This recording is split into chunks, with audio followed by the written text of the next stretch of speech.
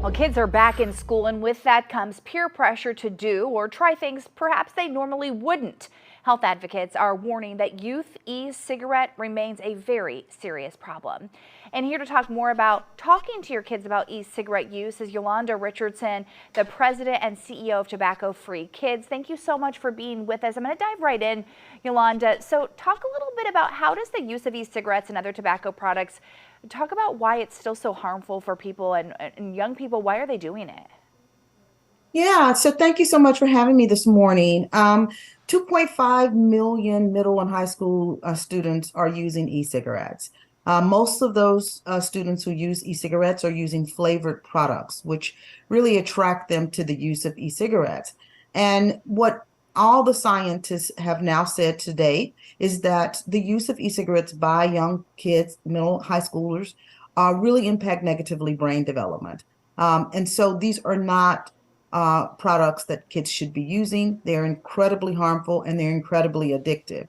And so, what we wanted to do today is we all kind of reset as the school year begins to really just reemphasize to parents, school administrators, and to the government that we really need to address this concern.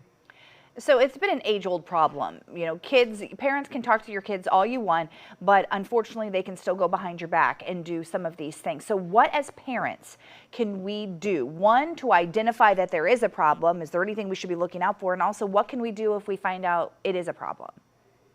Well, I think the first thing the parents can do is to talk to kids, and sometimes I know that can be a challenge and difficult, particularly when they're teens. But it's really important to try to have the conversation with kids because I do think the way these products are marketed gives the illusion that they're safe, that they're not harmful, and they in fact are. So just continuing to do that messaging is critically important. Even when we sometimes think they're not listening to us, we need to keep making that message very clear.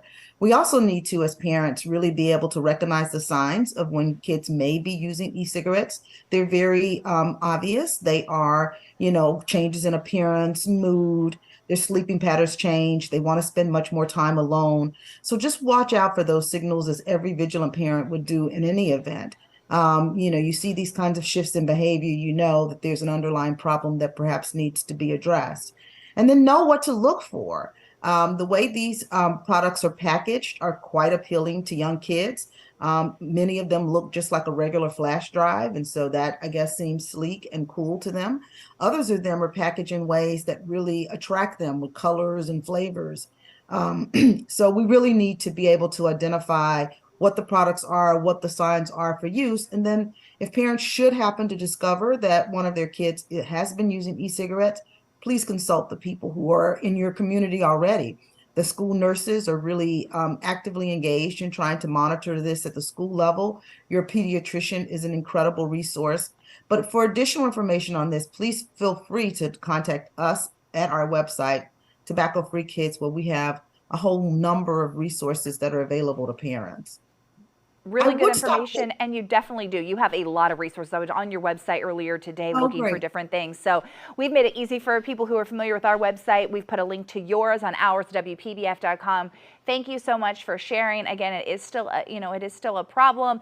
That's why they're starting campaigns, making sure that parents are aware that it's going on and how to potentially help your child. Again, that's on WPBF.com.